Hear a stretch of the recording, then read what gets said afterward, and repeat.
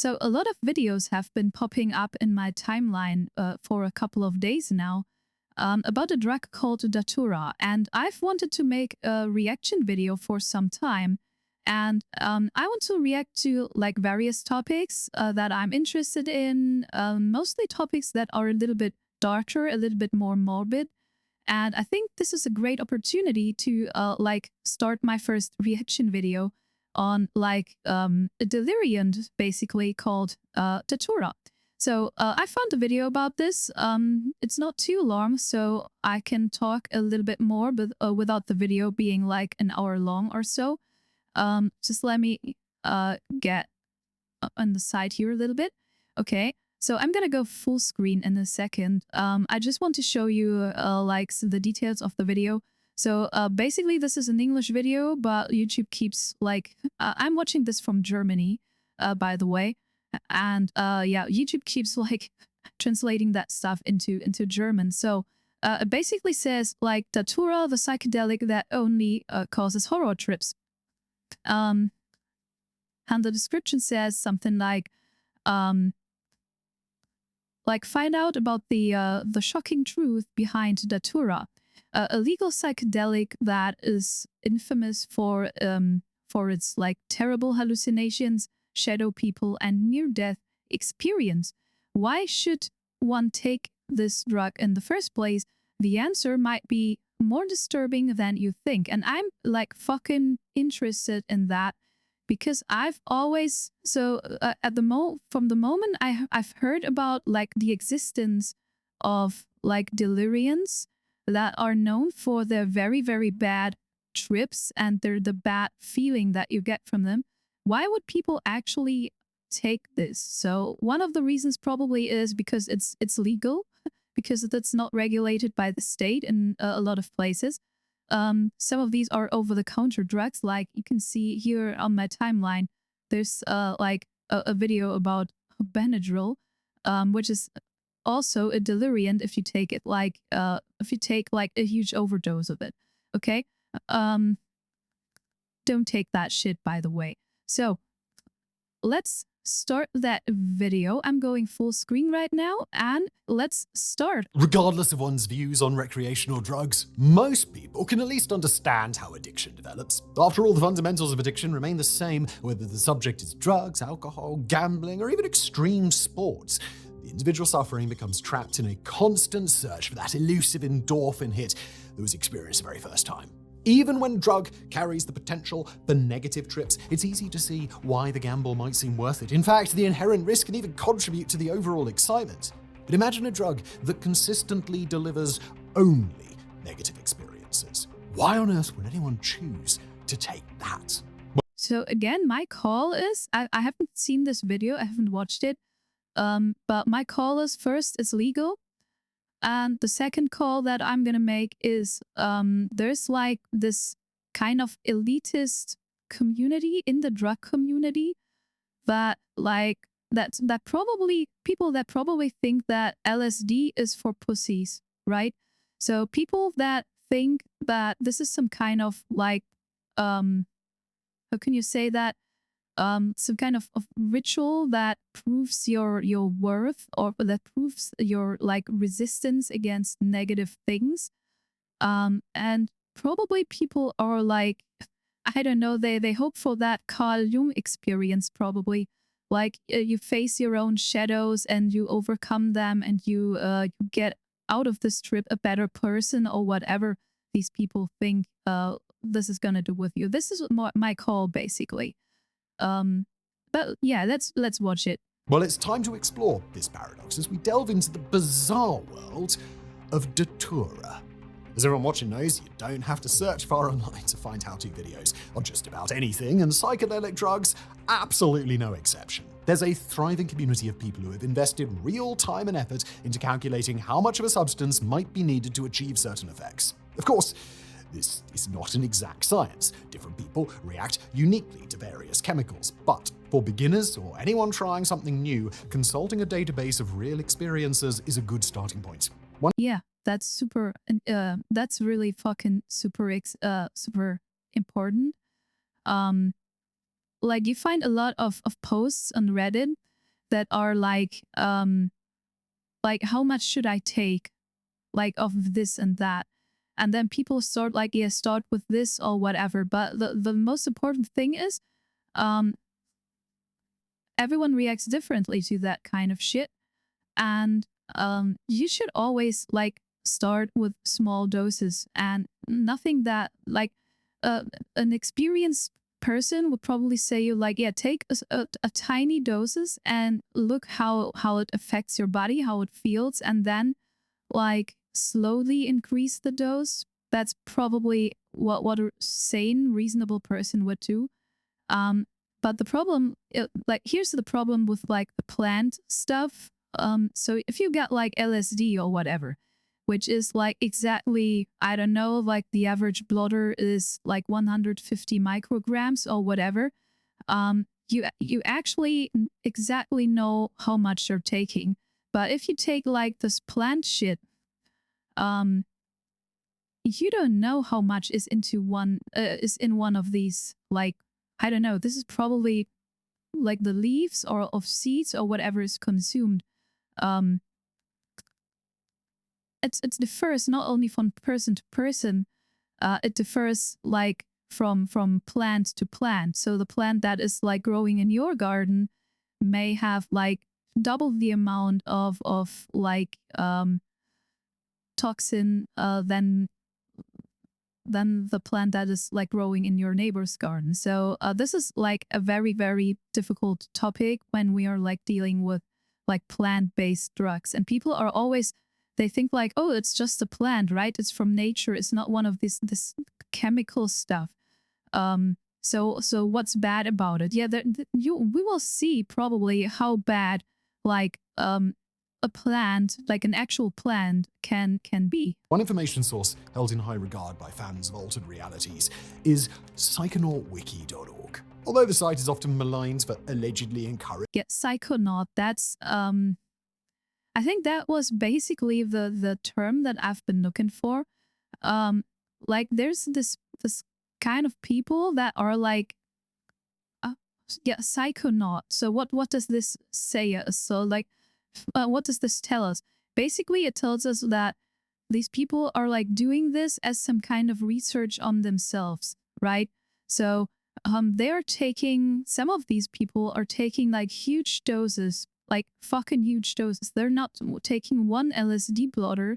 They are taking like 5, 6, 7 of them. They're taking like they're doing basically macro dosing, right? That's what they're doing. And then they're talking about some shit like ego death and whatever. And I don't like that subculture at all. Like, in my opinion, these people are like, they're not taking it recreationally anymore. They are taking it like to cope because they have like very, very deep-rooted problems with themselves, and they're trying to confront that by taking like huge amount of psychedelic drugs. So there might be actually, if you're microdosing or whatever, that's something completely different. So maybe this is something, but I wouldn't consider that like psychonauts. Like psychonauts is someone who basically like explores his own psyche and tries to like break the limits of who you are. And I think this is a very, very dangerous thing to do.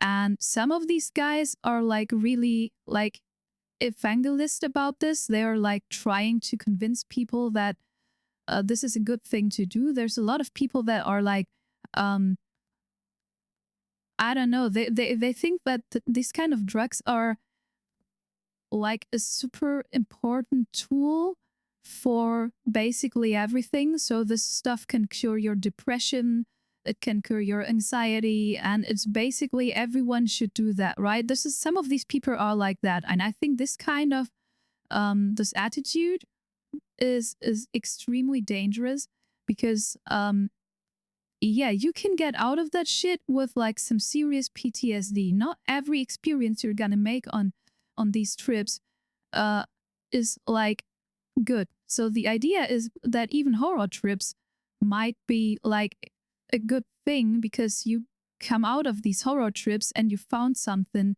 and you confronted something that is bad for you and you try to overcome this. There's a lot of people like celebrating this and propagating that they had like a super hard horror trip and then they woke up, so the trip basically ended at some point, and then their depression was cured, or they were a better person or whatever. And I think this is, I'm very, very skeptical about this. So there's, in my opinion, you can take whatever you like, but don't propagate that shit to other people because it might be very, very dangerous. Encouraging drug use, despite its, for educational purposes only, disclaimer, it does take significant care to inform researchers about the risks involved. And here, which is a good thing, right? Like, it's better. Like, I've been hating these guys now for a couple of minutes, but it's a very important source of information. So it's basically better to ask these kind of guys. And it's a good thing that they have like an internet presence and inform people like objectively. And I think that not everyone of them is like this kind of person that I've just mentioned. Maybe a lot of these guys are actually reasonable, but I'm very skeptical about this psychonaut. The concept of psychonauts, that's something I don't really like. But like informing people on the risk of drug abuse. So I think the Psychonauts wiki actually like disapproves this kind of drug that we will see now, like Datura, which is a deliriant, and most sane people would basically try to avoid that stuff. And yeah, but okay, let's keep going. Is what it has to say on the subject of Datura. Datura is extremely dangerous and can directly cause severe injury or death. It is highly unpredictable and it is strongly linked to psychosis and death. Yeah, which is a red flag. Which should be a red flag for basically everyone even thinking about taking it. So I think the Psychonaut wiki, I've been researching some info on Benadryl. So when this Benadryl challenge was trending on TikTok and stuff, I've never heard of this. So there's no such thing as Benadryl in Germany. So it's basically diphenhydramine, like DPH, which is an over-the-counter drug in Germany as well. So you can take it, but it's labeled under something else. I don't know what it's called. It's like basically I think it's medicine against allergy, or you can actually buy it as like a sleep aid.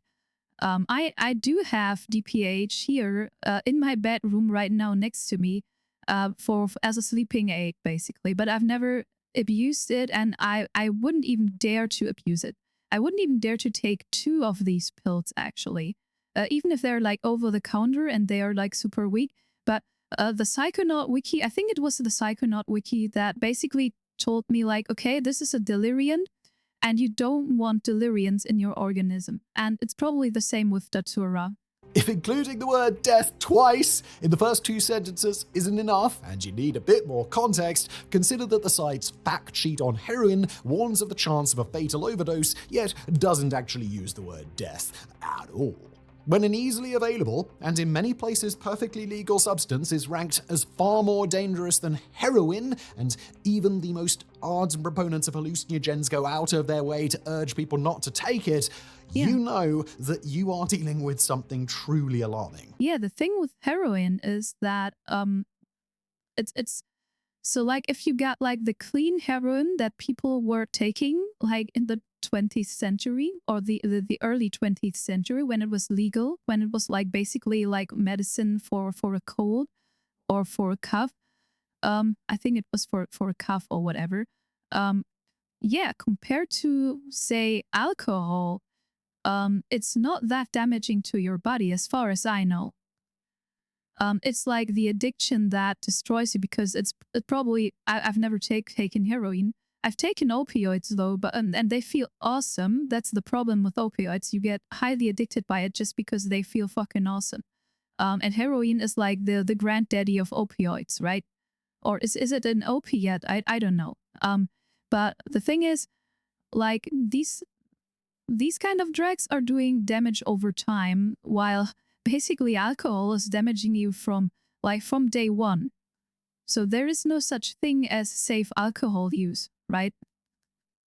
I don't know if there's such a thing as safe heroin use. I'm not going that far, but like if you just look at the numbers, so you have 1 dose of heroin, you have like 1 comparable dose of alcohol.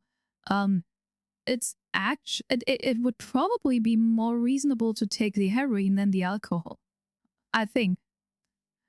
So I wouldn't advise it. That's not like I'm going like, hey, take heroin or whatever. But like heroin is like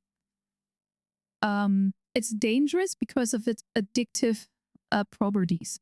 It's not, yeah, and of course you can overdose it if you don't know what you're doing. Obviously, but this is true for basically every medicine, right? So, yeah, whatever. Let's continue. So before we delve into the trip potential, let's take a look at just a few of the many physical health risks.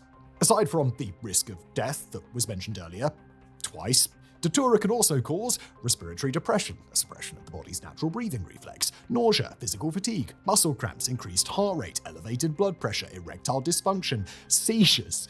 These side effects alone should serve as a strong warning against its use, yet it appears to be the psychological effect that most deter individuals from taking it a second time. Yeah, and imagine having these effects while being like completely sober. So you're taking this and you're just feeling like the body effects, like all these things that this guy just mentioned, which is probably bad enough. But now imagine having these effects while tripping, like not like tripping on something that is maybe comparable to LSD or whatever. So a lot of things that I've read about this is that it's worse than LSD. So even the psychedelics effects are worse than an average LSD trip. But like LSD doesn't do that much harm to your body. Basically, no at all. Some people get like I know they get a little bit nauseous from the visuals or whatever. I've taken LSD a couple of times and I felt like cold. Like you get like this feeling like I just feel cold. But this is not something that is like desperately painful or whatever. It's just like not that pleasant, but it goes away when the trip hits you. Okay, so at least in my experience. But what I've read about Datura, there's a lot of bad things happening to your body, and you sense these things while you are fucking tripping, and I don't want to imagine that. Although Datura is slightly chemically addictive, there are only a few recorded cases of addiction, and these reports strictly anecdotal. So, you might be wondering, what does it do to you? After all, many people experiment with hallucinogens to experience a pleasant detachment from reality, often accompanied by vivid visuals. What may someone expect if, for whatever reason, they ignored all the warnings of death twice and decided to take Datura anyway? Now, this concept should be clear. I don't think that people that take this stuff are actually researching on what they are taking. I think like people who like make the decision to take this kind of stuff, they probably read about it like on Reddit or whatever. Yeah, probably Reddit. Like, yeah, I'm I don't know, like school's out and my mom is not home, and I read on Reddit that Datura is like a hardcore drug and I want to be cooler than anyone else and I want to take it. So probably this kind of person would take this. Or maybe someone who played every drug like to end game and wants just some new stimuli or whatever. I think these are probably the two kind of people that fall for that kind of drug. I don't see any reason why people would do this other than maybe some kind of peer pressure, like I want to be cool, I want to have that horror trip so I can brag about it. The internet is full of horror trips, or like horror trip reports that actually like sound like a fucking creepypasta. And I have doubt that some of these people that write these reports actually have taken it, and some of these read like a fucking creepypasta, like a creepypasta written by a 12-year-old. Go on Reddit, look up some of these trip reports, and you'll know what I mean, okay?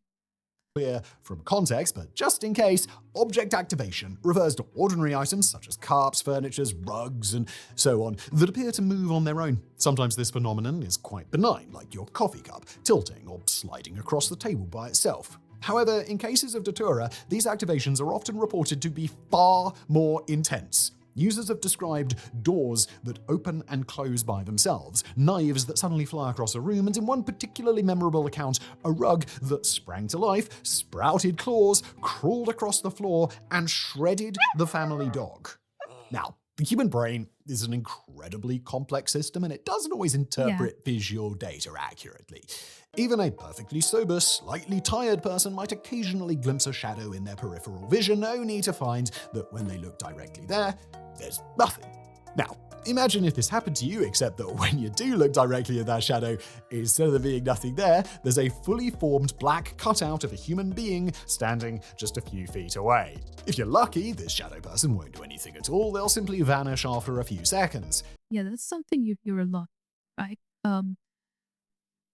Shadow people, like the Hat Man and all that, which seems to be like a very common effect when you take like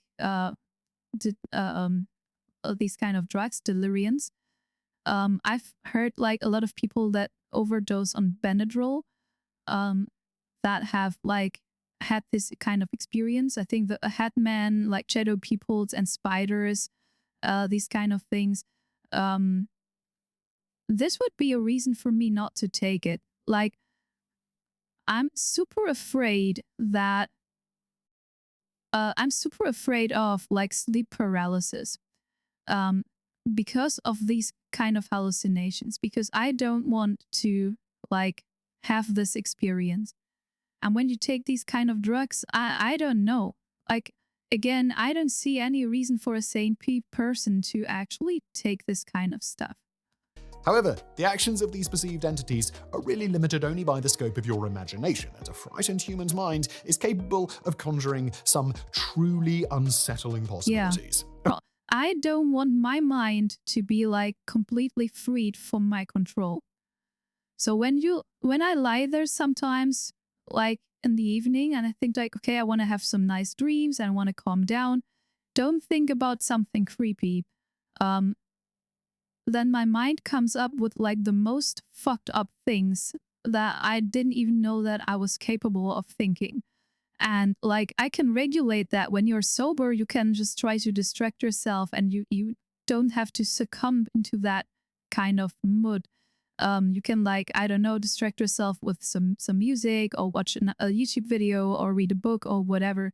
But I'm not quite sure how it feels when you're like tripping on these kind of drugs. I don't want to make this experience. According to one account from an individual who claims to have spent several days under the influence of Datura, quote, "I was lying in bed, trying to calm myself down, when I became aware of a shadowy face outside my window. When I turned on the light, the face vanished, only to reappear as soon as I turned it off. I watched in horror as it pushed through the glass and floated toward me before disappearing into my own chest." Yeah, this sounds like a horror movie. And at first, when I read this kind of stuff, I was like, yeah, this sounds like a horror movie. It's probably fake, right? But I think, yeah, this is like right from a horror movie. And it's probably the reason that like watching horror movies is probably the reason why your mind comes up with these kind of things, because these are like horror cliches, right? So if you're like taking Benadryl, one of these side effects, as far as I know, is that you got like this itching feeling on your skin. Like if there's like a lot of bugs on there, like crawling, insects crawling over your skin. So this, and your body interprets this as like huge fucking spiders crawling around you, crawling all over your over your skin. And like when you have like visual hallucinations, your brain actually like hallucinates spiders that are crawling over you or crawling in your flat and on the ceiling and whatever, because it associates this itching with probably the most creepy thing you can think of, which is basically spiders, right? So I think we are very much influenced by these kind of cliches when tripping. That's worth noting that shadow people are a fairly common occurrence when experimenting with hallucinogens. In most cases, they either vanish when looked at directly or remain stationary. While this can occur with Datura, these entities are far more likely to become animated or seem to interact with the physical world. They aren't always merely vague humanoid shapes either. Although shadow people is the most commonly used term, these phenomena can take the form of animals, orbs, or even disembodied limbs. Or clowns. Like I've heard, I think this is very common when taking DMT, that people are like seeing jesters that are actually talking to you, like clowns and jesters and all that. And again, this sounds like a cliche, but I think this is exactly the reason why people are seeing this, and why so many people are seeing this. Why is it basically everyone taking DMT will encounter a jester at some point, or a clown or whatever. And sometimes they're friendly, sometimes they're like super sadistic and evil. You don't have that much control over it. And that's something I think I find very, very frightening. And yeah.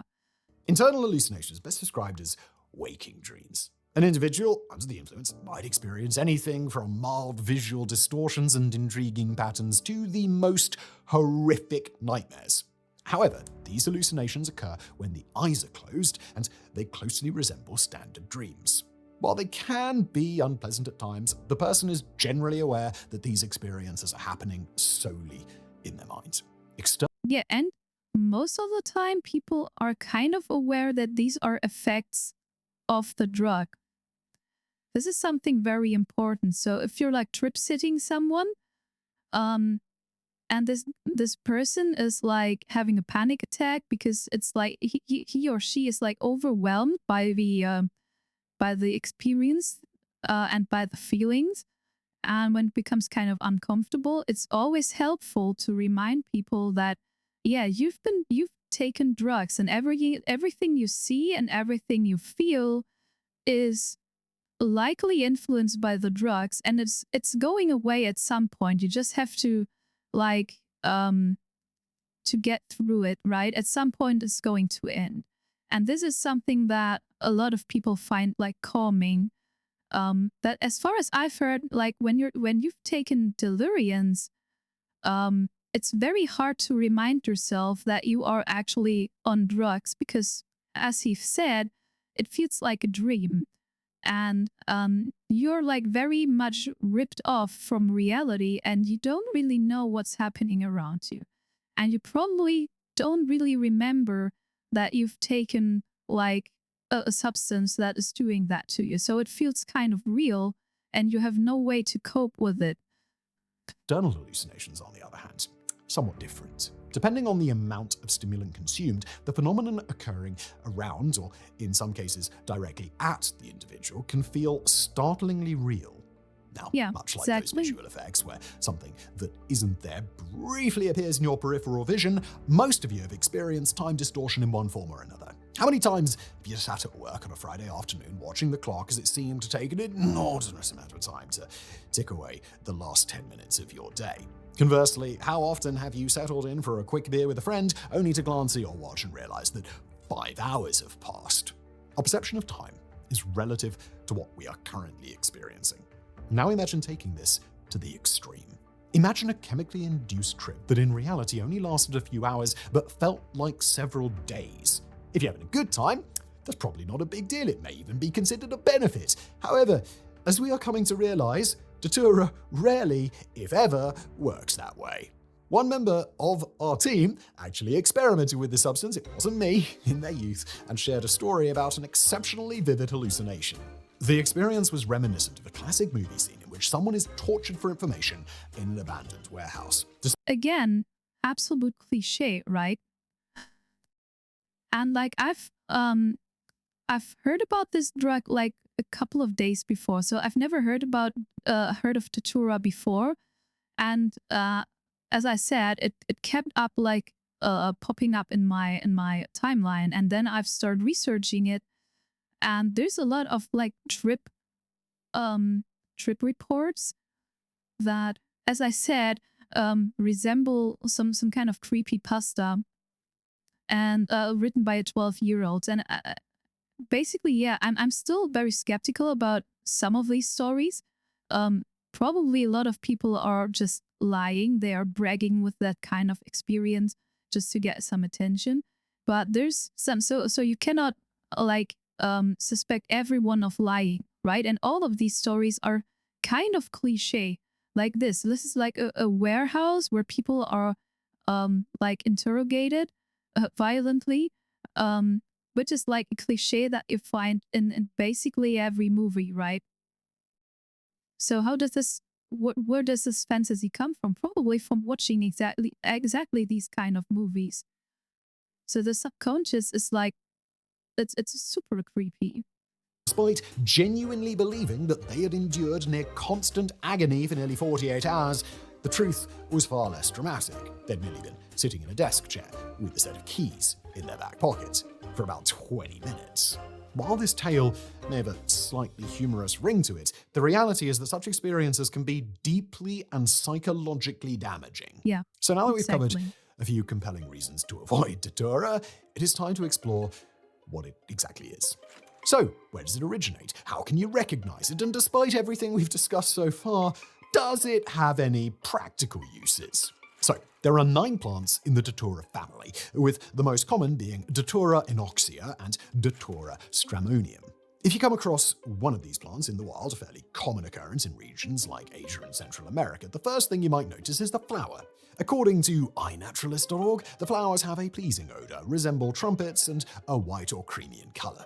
While the leaves and stems do contain mind-altering chemicals, the highest concentrations are found in the flowers and the seeds within the fruit. In particular, the seeds contain significant amounts of scopolamine, hyoscyamine, and atropine. Now, we understand that not everyone reading this is a medical professional or a drug expert, so let's take a quick look at what these substances are. We'll begin with scopolamine. Scopolamine has several medical uses. It's most commonly prescribed to prevent motion sickness or to act as a nausea suppressant during surgery. However, it's usually only issued in very small amounts, and its complete safety remains a subject of ongoing debate. This compound also has many medical applications, several of which are highlighted in this brief extract from medlineplus.gov. I think so about this, that people are always aiming for like complete safety of taking like medicine or drugs,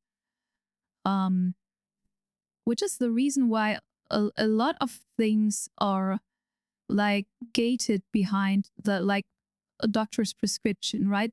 So you have the over-the-counter medicine, and you have like the good stuff that you need to see a doctor for. And the reason why a lot of these, let's call it good stuff, is gated behind like doctor's prescription is that like it's not 100% safe. But I think like people should be like educated that taking any stuff might actually be dangerous. So even the over-the-counter stuff, as we've seen with Benadryl, for example, doesn't mean it's safe, right? And I think this is a problem with mindset. This is not actually a problem with drugs or medicine at all. And I'm actually opposed to people like having access to certain medicine is like controlled by a doctor. So I'm not that much into that, because this gives like the doctor a lot of power over you. Like especially if you're like looking for antidepressants and like you have like a doctor that doesn't believe that you're depressive and just thinks that you're like pretending or whatever. And some people really, really need that kind of medicine, right? So I think this is a mindset problem that people actually think, and the medicine, like the medical complex, actually makes people believe that a lot of these things are actually like safe to take, and none of this is safe to take. Like if you take this every single fucking day, it will destroy your liver, it will destroy your kidneys, whatever. This happens even with like ibuprofen or paracetamol or whatever. So these, if you take these things like chronically, it's going to damage you, right? Even if it's over the counter. So yeah. Thiamine is used to control symptoms associated with disorders of the gastrointestinal GI tract. It works by decreasing the motion of the stomach and intestines, as well as reducing the secretion of stomach fluids, including acid. Higher thiamine is used in the treatment of bladder spasms, peptic ulcer disease, diverticulitis, colic, irritable bowel syndrome, cystitis, and pancreatitis. Now, there are two important points to note here. Firstly, all of the sources we consulted specifically advised against taking scopolamine and higher thiamine together. Secondly, the list of overdose symptoms includes headache, dizziness, dry mouth, trouble swallowing, nausea, vomiting, blurred vision, and hot, dry skin. If you examine the list of minor side effects caused by Datura, you'll find that each one of these symptoms appears in almost exactly the same order. Given that Datura seeds contain a significant amount of higher thiamine, it's not unreasonable to suspect that users may inadvertently overdose while chasing an altered reality. Now, this of course remains our conjecture, as such side effects are fairly common. Atropine is another prescription-only drug used, among other things, to treat insecticide and mushroom poisoning. As you might expect by now, it's strongly advised not to use it in conjunction with the other substances mentioned. The primary reason these drugs should not be taken together is that, to varying extents, they can either reduce the production of or inhibit the effects of acetylcholine, a chemical that plays a vital role in your body. Since we've already covered considerable medical terminology today, we'll keep this explanation brief. Acetylcholine is crucial for the proper functioning of the autonomic nervous system, which controls all automatic bodily functions such as digestion, tear production, and bladder function. When your body doesn't have enough acetylcholine, perhaps because you've eaten seeds containing 3 separate inhibitors, it begins to exhibit many of the symptoms associated with Datura use, such as vivid hallucinations and detachment from reality. Based on this information, it appears that we may have finally cracked the case of Datura's rather brutal symptoms. If you recall from the beginning of this episode, we mentioned that almost everybody who tries Datura, they only do it once. However, apart from the most reckless thrill seekers, there is at least one exception to this rule. For thousands of years, Datura has played a significant role in various spiritual and religious rituals around the world. Yeah, I've heard about the Aztecs taking it, and I've heard the theory that like the flying witches myths, at least partly like can be traced back to Datura use. So they were actually just tripping. But I don't see, I've heard about this theory, and some people like, I mean, it's plausible, right? But I don't think that this is like the whole reason why people have this myth of witches flying. This can't be just because of Datura or whatever. Many Native American tribes used, and in some cases still do use, Datura as part of a concoction consumed during male coming-of-age ceremonies. The resulting visions are believed to be messages from spirit guides, which the child must interpret in order to gain wisdom. Furthermore, there are shamans. They're giving this to fucking children. And medicine men who regularly take Datura, believing that the internal hallucinations it produces can help diagnose patients, allow them to visit other spiritual planes, or even converse with the dead. Even these experienced practitioners advise against its use for the inexperienced, as there are simply too many variables at play. The potency of the seeds can vary dramatically depending on factors such as strain, location, weather conditions during... So, question, what makes like an experienced drug user? If this is not like a talent that you can develop, right? So this is, I think it's just common sense. So if you have a drug that you've never taken before, you maybe, it's probably safe and reasonable to just take a small amount of it first to see how your body reacts to it. You don't need much of experience to actually do this. It's just common sense, right? And so I've been interested in a lot of drugs, and I've researched a lot about this, just for like personal interest. And when you read about horror trips, like people having bad trips from LSD, to people taking like having like I don't know, a heart attack from taking MDMA or whatever, it's in every single trip report that I've read that is negative, people were like behaving super irresponsible. Like they weren't in the mood to take it. So then like a lot of sometimes like foreigners came, like you have this friend and this friend suddenly invites like a couple of other friends that you don't even know, and you are tripping and you don't feel comfortable, and then you just take another drug like weed or whatever to calm yourself down, and then you realize that that you feel that you don't think the trip is working well, so you just take another LSD blotter, and suddenly, oh, shock, you are in a horror trip. Like most of these horror trip reports that I've read, at least, are like, they're like, you can backtrace this to stupidity in worst case, and like unreasonable behavior in the best case. So I don't think that if you're like, I mean, you can have bad trips, okay? So sometimes I've had this with LSD once, but this was not a horror trip. It was just like mildly uncomfortable, because I realized that this is not gonna be a great trip. So I've taken this, and then I don't know, after an hour or so, I realized that my body is not really reacting to this in a way that that I'm used to it.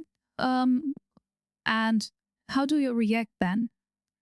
So it's a stupid idea to take something else to calm you down. You just have to deal with it. You have to break through it.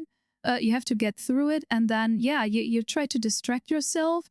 You try to avoid things that might stress you, and then everything will be fine. Just do something that you like. Like, this is not fucking science. You don't have to be like a super experienced user for this. You just have to be like a sane person reacting to like inconveniences. And a lot of people just take drugs like, I don't know, like, okay, I feel a little bit too high now. So what do? I take something to calm down a little bit. Oh no, I'm tired. What do I do? Okay, I just take another dose of the drug that I did before. So it should equalize, right? No, bullshit. You're doing like harm to your body and probably your psyche. And again, I don't think that, like, maybe this is what he calls experience. I would call it like, yeah, it's probably just like the regular human common sense. And maybe you have to be a grown-up person for that, and not a man-child or whatever.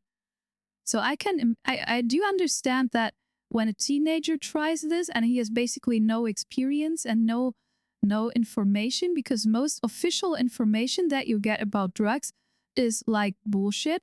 I've seen that a lot of like drug information that is taught in schools by the police is actually provided by the Church of Scientology, for example. This is not just in America. This is in Germany as well. I've seen that the state of Bavaria is actually cooperating with like a sub company basically of this Church of Scientology, which it's called a drug-free life or whatever, and their reports on drugs and their information, so-called information on drugs, is so fucking biased, and it's so bad that probably even 12-year-old children wouldn't believe that shit because it's so fucking bad. And this is why, websites like Psychonauts is so important. Although I don't agree with that term Psychonauts and that concept behind that, but actually the best information you can get is from people that actually know what they are talking about, like people who have used this and people who were like well informed and have maybe like asked someone with a medical background and stuff. You don't need to know like basically the whole working mechanism of every single drug. You just have to know that like what does this do to my body, and what would be a stupid choice to make then, right? Okay, whatever. Let's continue. A given year and time of harvest. As a result, even those who have spent their entire lives studying its effects and determining the proper dosage cannot be completely safe. And look, we know in other videos we've provided much more detailed guidance on how psychedelics can be prepared and utilized. However, we're not going to do that today simply because we can't, in good conscience, be responsible for anyone attempting to use Datura. Yeah, remember the thing about the guy thought he was being tortured for 2 straight days. Yeah, that's the only correct call. Like, don't take it. And look, such information can be found with a quick Google search, and the substance is completely legal in many countries. However, the potential risks, both physical and psychological, are simply not worth it for an almost guaranteed bad trip. So look, don't try Datura. All right? Thanks for watching. Okay, there's one tiny point of criticism that I have about this video. So they promised us like an answer to the question, why would people take this in the first place? I haven't seen an answer to this. I don't know, maybe in the beginning they said something about like people trying to experiment with it, like being like curious about it.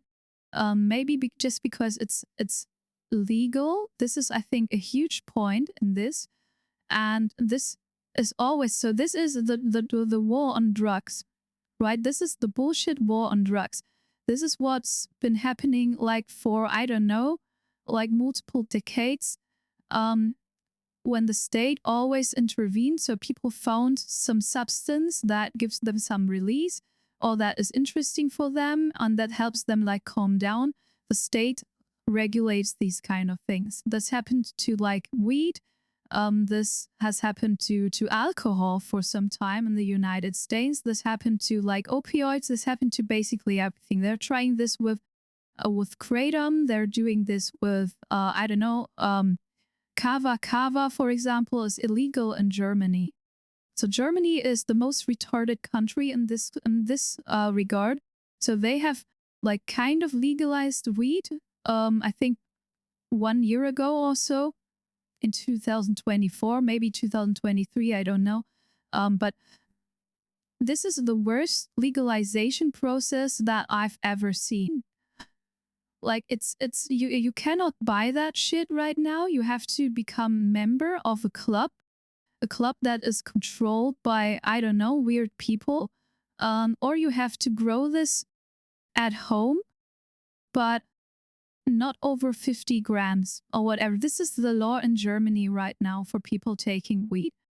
So you get 1 or 2 plants, and they grow a little bit bigger than you'd expected, and then yeah, suddenly the police can actually like search your house and arrest you for drug possession. This is the so-called quote-unquote legalization in Germany. So the German drug system is one of the most retarded drug systems I've ever seen. But okay, let's get back to the original question real quick. So the original question was, why would people take Datura? Why would people take a drug that they know will make them feel terrible? This sounds like a fucking stupid idea. And I don't think that anyone is like stupid enough to not believe that after all the stories that they've heard. Like, there's so much reports on the internet. Everyone is talking about this drug right now. They're like, yeah, it's gonna make you feel bad. That's the reason why people are talking about it, because like it's that bad. Obviously, they're not talking about LSD or whatever. They're talking about Datura right now because it makes you feel bad, and people know that. Okay, so why would people take that? The video doesn't provide an answer to that, in my opinion. Like, not a sufficient answer, at least. Maybe I missed it, but I don't think that this was like topicalized in a meaningful manner in this video. So let's find our own explanation for that. And you could make it very, very easy for yourself and say like, yeah, they take it because it's legal. And yeah, you would be 100% correct with that, okay? Yeah, that's 100% the reason why they are taking it. Like, it's legal. But I think it's more complicated than that. So this is not false. It's 100% true, as I said, but this is not like the whole puzzle. I think the puzzle actually is a little bit more a political one, and how the state actually sees us, and how the states like regulate our like our possibilities and our options of escapism, basically. So people have been using drugs since day one. I think this is very safe to say that people always had this desire to like relieve themselves by taking drugs, or to get some kind of, so it's like to break through normality, to escape from normality by taking drugs. Okay, one of the reasons why people actually started to create like stationary communities was drugs, alcohol, basically. So one of the oldest buildings that you can find archaeologically are breweries, because people wanted alcohol. So what do you need in order to create alcohol? You need crops. What do you need for crops? You need like a field, and you need kind of a stationary lifestyle, right? And this is something that I think this is not even like wrong. So this is like backed up by history, and I think this is not even like controversial. One of the main reasons, maybe not the main reason, but one of the major factors when people actually created like stationary communities, like towns, was like alcohol, drugs, because they liked the feeling that they had when they were drinking beer, for example. So we've been doing this since day one. We know for a fact that the Aztecs have used Datura. Why did they take Datura? They knew as well as we do today that this drug like makes you feel horrible. So why did they take it? Because they didn't have anything else. It's basically the same reason why we are taking it right now, but with one difference. The Aztecs, they didn't have an alternative, like none whatsoever. If they had like invented LSD, or basically discovered LSD back then, they would have taken LSD instead. I'm 100% sure that they would have taken LSD. They would have thrown every fucking Datura seed away, and they would have like focused on LSD, because it's the much more convenient and much safer drug with like similar effects, but probably much more predictable. And like, we are talking about LSD, right? So LSD and predictable is, it's pretty tough to use these two words in one sentence, but compared to Datura, that's probably correct, right? And I think this is true. Like the Aztecs used Datura because they didn't have any alternative. And funnily enough, we are in the same situation today, but not because we haven't invented anything else, but everything else has been taken away from us by the state. And this is, I think, the actual reason.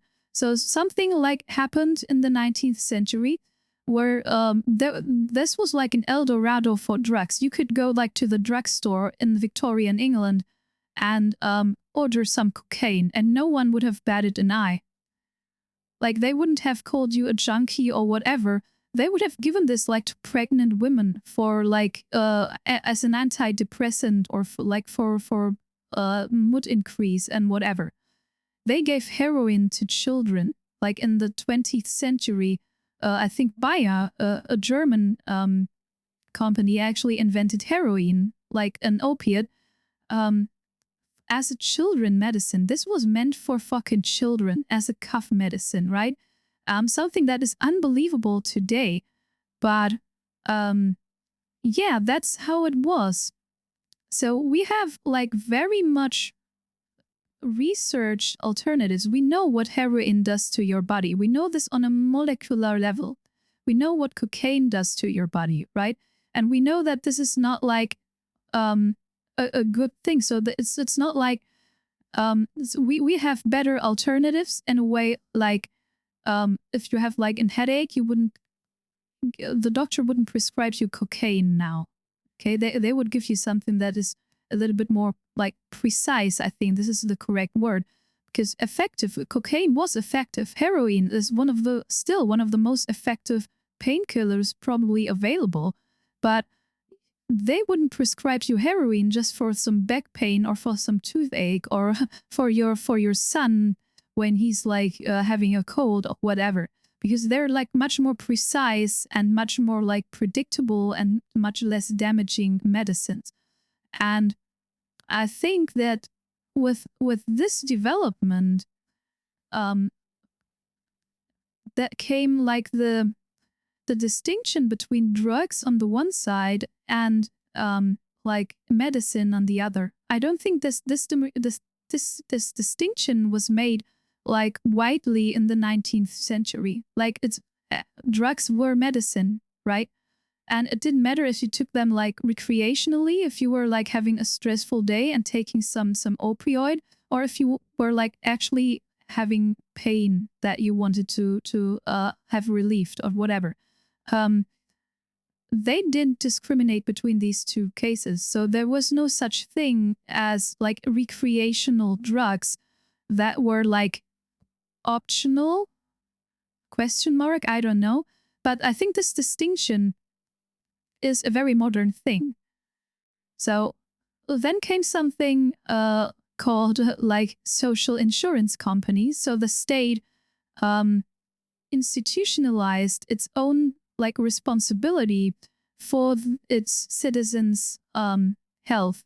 I think that's what social insurance companies are. So like in Germany, we have like federal social insurance companies that are like 100% owned, backed, and enforced by the state. So if you have a job in Germany that is making more than 450 euros per month or so, you are forced into that social security companies, no matter if you want this kind of contract or not. So you are forced into this contract because you have to provide for yourself and especially for other people, right?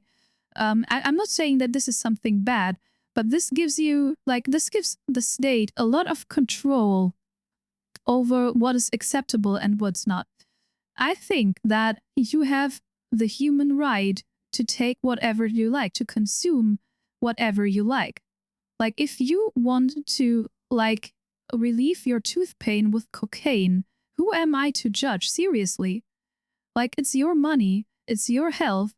I don't give a fuck, seriously, but I have to give a fuck now because we are part of the same social system. So if you are destroying your body with cocaine, you're gonna make me pay for it.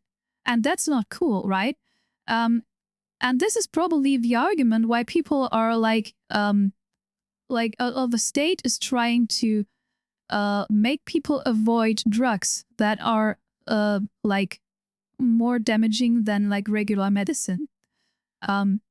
Because the state it's in the best interest of the state to keep its citizens like healthy, because like healthy people work better and they make more money and they make more taxes and all that. And healthy people don't cost that much in this social security system. That's the reason. So and we have always been told like it's for your best. We are concerned for your health. Like if you take this, this is not good for your health. So what do you care for my fucking health, bro? Yeah, you do because you have to, because the state is going to make you pay for me when I destroy my body with like cocaine or whatever. But this is okay for alcohol for some reason. So if someone is destroying his liver with alcohol, which is one of the main causes of death, like people drinking themselves to death, that's okay. Because alcohol is legal for whatever reason. And this is absolutely nuts, actually. So this is, if you want to be like coherent in this case, you either have to legalize everything else or everything that is like less harmful than alcohol, which is basically any drug, right? Alcohol is one of the most dangerous drugs that you can consume. Like on the same level as, for example, like heroin or cocaine. And in some cases, it's even worse.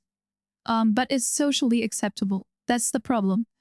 Like, because it's like this alcohol in Germany, for example, has like this super traditional value. Like the whole German culture builds basically like on drinking alcohol or whatever. And this is why it's still okay for 16-year-olds to like go into the store and buy like a lot of beer and get shit-faced. And it's not okay for you to like get some opioids because you're having back pain and you don't want that ibuprofen shit from your doctors. This is not fair, to be honest. This is really not fucking fair. And it's not coherent at all. And obviously it's not working very well. So the state is regulating the substances that you can take. And the reason why the state is like regulating these substances is like, yeah, we are concerned about your health, because cocaine is not good for your body. It makes you addicted. And heroin is not good for your body. It makes you addicted. Don't talk about alcohol though, okay? That's the state basically right now, okay? And this doesn't really work.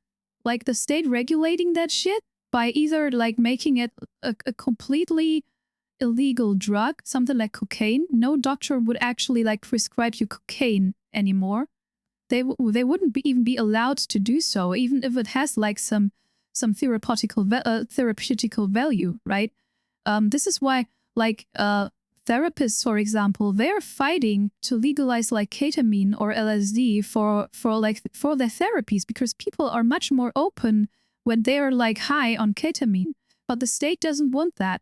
They want you to take like fucking antidepressant to like suppress like the symptoms, but not the causes. This is something that is going on my nerves like for, I don't know, for fucking years, since forever basically. And it's not working well, obviously, because people are looking for alternatives. You can like make everything illegal. You could make like alcohol illegal. You could make everything illegal besides like ibuprofen and some other over-the-counter mid drugs, right? That are just barely enough or barely strong enough to like suppress a medium toothache or whatever. People are going to find alternatives. They are going to drink cow piss if they have to. They are trying to find alternatives. And if that alternative is like Datura, they're going to take Datura. Why? Because their life is so shitty, it's so depressing, that every kind of stimulus, even if it's like 100% negative, is better than normality. And this is my take on that shit. I hope you like it. If not, go fuck yourself. I don't care. No, but seriously, I think this is like the take that I'm taking on this topic, and I think this is a very plausible reason. People are going to take it because, yeah, basically the short version is because it's legal. But the long version is because we have that inherent desire to get shit-faced, and we will take whatever it takes to break from normality. That's it. Because our lives are, and it's always been this way, like life is suffering, right? It's not always like good. probably most of our lives is like pain and suffering, and we have to cope with it some way.